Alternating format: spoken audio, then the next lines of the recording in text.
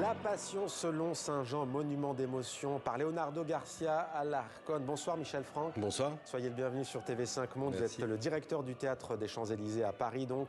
Alors ce spectacle est à voir dans quelques jours, lundi et mardi, 4 et 5 novembre. Quelle version nous propose le chef d'orchestre argentin que je viens de citer et la chorégraphe allemande Sascha Waltz, pour le 300e anniversaire de l'œuvre de Bach? Alors c'est un spectacle tout à fait original puisqu'en général on donne les passions de Bach, la Saint-Jean ou la Saint-Matthieu en version concert. Mais il y a une vraie narration, c'est évidemment l'histoire du Christ jusqu'à la crucifixion. Et donc Sascha Waltz et Leonardo Garcia Alarcón ont décidé d'en faire une version scénique qui est à la fois jouée et chorégraphiée, dansée par les danseurs de Sascha Waltz. Et ça donne une émotion incroyablement forte. Et la magie opère toujours.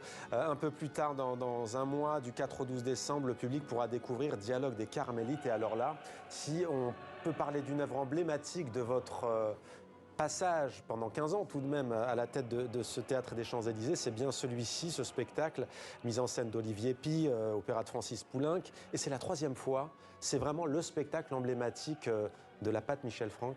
C'est un des spectacles importants dans les 15 années effectivement où j'ai dirigé ce théâtre. C'est un spectacle qui a à chaque fois conquis le public. J'ai la fierté d'une certaine façon d'avoir pu présenter en version scénique les 3 seuls opéras que Poulenc ait composés. L'aventure a commencé il y a 11 ans. Hein. L'aventure a commencé il y a 11 ans. Après on a fait La Voix humaine et puis on a fait Les Mamelles de Tirésias. Donc c'est 3 opéras scéniques.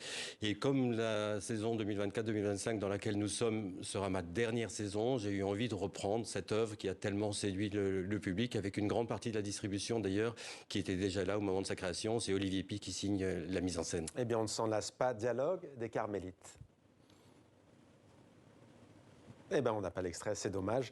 11 ans après on le disait, alors vous disiez la plupart sont là, mais pas toutes et tous. J'aimerais que vous nous parliez par exemple de Vanina Santoni. Images de dialogue. On a les images. Vanina Santoni qui a fait partie de ces musiciens notamment en français que vous avez propulsé, on peut dire le mot, hein, des artistes qui travaillent énormément évidemment. Vous insistez beaucoup sur cet accompagnement. Oui, alors au Théâtre des Champs-Élysées, j'ai toujours voulu mélanger des grandes stars internationales qui sont sur tous les plateaux dans le monde entier, mais de jeunes talents pour lesquels j'avais ressenti au moment où je les ai entendus pour la première fois, en audition souvent, une émotion forte.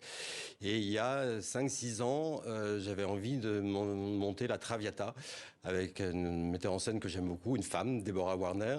Et Déborah m'a dit, je veux bien, à condition que, la chanteuse ait à peu près l'âge du rôle, c'est-à-dire qu'elle ait 30 ans maximum, et 2, qu'elle n'ait jamais chanté le rôle précédemment pour qu'elle soit vierge de toute intention artistique. Et je lui ai dit, Déborah, c'est mission absolument impossible, parce que déjà, avoir les moyens vocaux à 30 ans de chanter Traviata, c'est pas donné à tout le monde.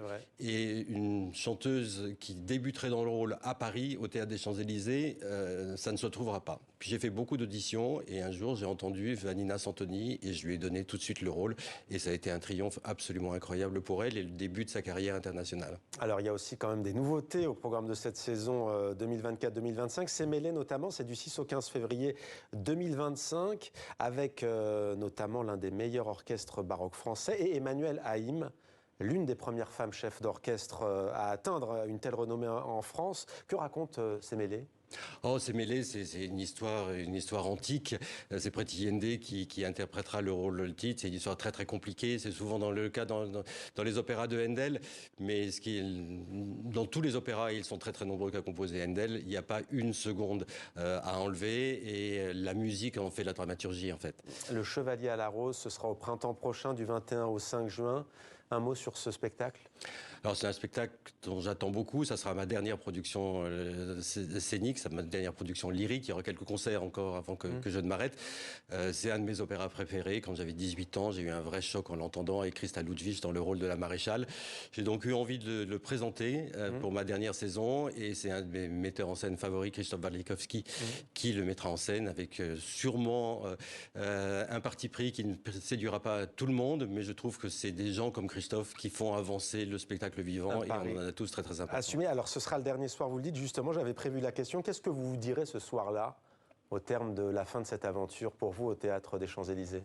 I did the job. Voilà, je pense pendant 15 ans, j'ai essayé de porter haut et fort les couleurs du théâtre des Champs-Élysées, à la fois en France mais dans le monde. On a fait beaucoup de productions. On parlait de Sémélé qui sera coproduit par Covent Garden, par exemple. On a coproduit avec la Scala de Milan, le spectacle Werther dont vous parliez aussi à l'instant. On a coproduit avec le Metropolitan. Donc voilà. Mais qu'est-ce que vous ressentirez, à votre avis? Parce que ça a une émotion par principe, on ne le sait pas, mais qu'est-ce que... Je serais content. Au-delà d'avoir fait le travail, comme vous Je serais content, oui, d'avoir pendant ces 15 ans su maintenir une ligne artistique, fait progresser les choses. On a fait beaucoup de choses pour les jeunes, beaucoup de choses pour les enfants. D'avoir eu des moments très forts. Reviendront au mois de décembre le ballet national d'Ukraine, le ballet de Kiev. Pendant la guerre, ils continuent à danser. Je les avais fait venir en 2022. Dans une émotion avec le public parisien absolument incroyable. Ils reviendront pour la Reine des Neiges au moment des fêtes de Noël. Des moments comme ça ne s'oublie pas et ça marque un homme dans sa vie. Vous ferez quoi après, en un mot?